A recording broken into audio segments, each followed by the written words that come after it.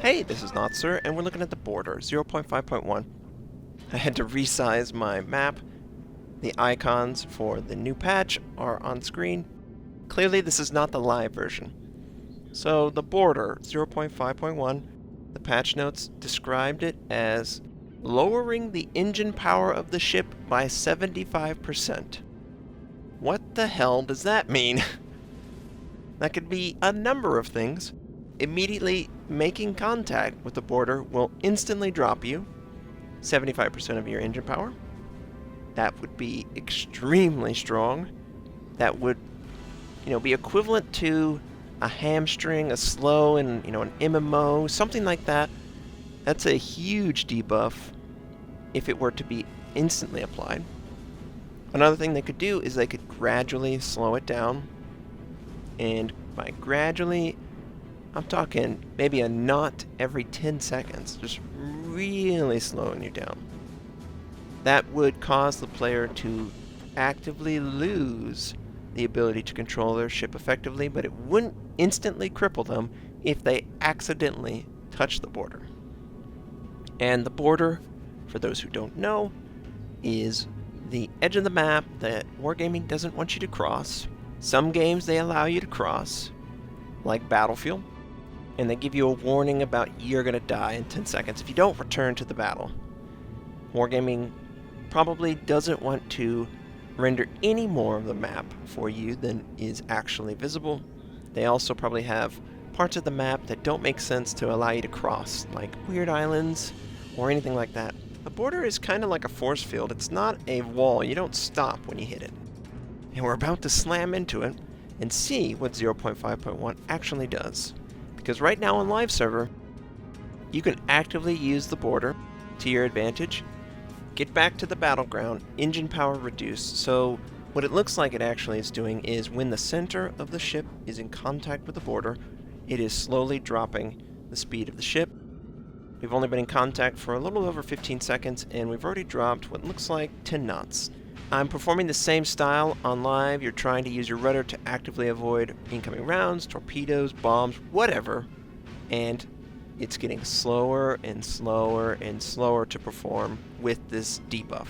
And this is a huge advantage, but I don't really see it a lot, funny enough. I will see the occasional player go to the border, but I won't see them actively exploiting the advantages as much as it was probably 3 months ago. And we've been on the border for almost a minute. It was 17:55 when we made contact with it. We're leaving the border. The center of the ship is still in contact. Now it has taken the debuff off, and we're going to slowly regain our speed. It looks like it takes 1 minute to drop your engine by 75% of its normal power. That's a pretty generous amount of time in order to have the debuff fully kick in. And as we were in contact, it became harder and harder and harder to adjust that rudder. It is a disadvantage, but it's not going to cripple you, and that's probably exactly what they were targeting. Now, is this enough? Well, for me, they've moved away from the strategy on live. And is it fair?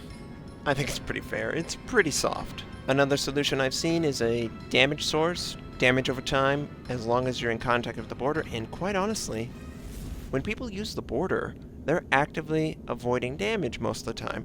And if I'm running the numbers and saying that if I have a better angled ship, I'm going to take way less damage, then it's worth it for me to use the border in that scenario, I don't think the dot addresses the issue. The issue really is when you're in contact with the border, it should make your ship vulnerable. And this is probably the softest way they could accomplish that without having a system that kind of rewards you to still use the border. This is really on the edge of, it's right on the edge of too much and too little. I think it's just right to address the core issue. You're actively using the border to help you dodge out of rounds that are incoming or torpedoes. I've been theorizing that Soviet destroyers could still effectively use the border, and maybe that's not what we want. They're just so mobile. They have great gun range. They could still make use of it, even with this system in place. Now, it wouldn't be ideal, and it's still a cheap move. But I think the most important thing is you kind of want to encourage players to engage each other. The game, especially at tier 9 and 10, has a problem with reward. There's just not enough of it. I'm in tier 9s, barely breaking even with credit income. I can just barely cover the repairs, all that stuff, and it's taking me years to earn enough credits to buy these ships that cost 20 million credits. The modules cost 5 million credits now, you know? It's not enough. It's not fun, so obviously you're going to play passive because you don't want to die. You got to make the credit income. I can only imagine being mediocre and having to deal with this. You're losing money all the time, and that's not fun. I think, objectively, you need to make sure that capturing a point actually really matters. I think that killing a ship should feel rewarding, but you shouldn't be devastated if you lose your ship. You should really have some sort of system that encourages players to actively engage each other. Maybe not as insane as these CPUs. And I watched someone who said, "Oh, co-op is great.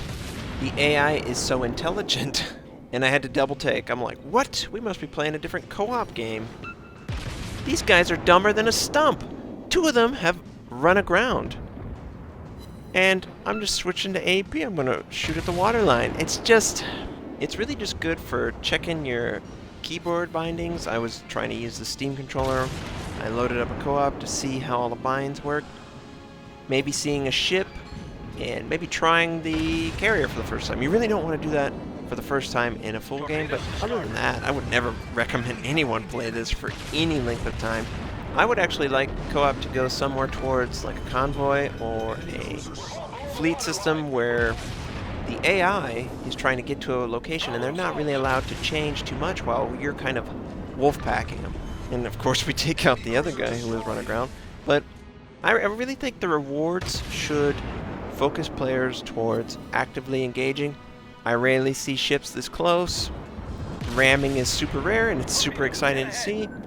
I just want 9 and 10 to not feel like such a slow, drawn-out game.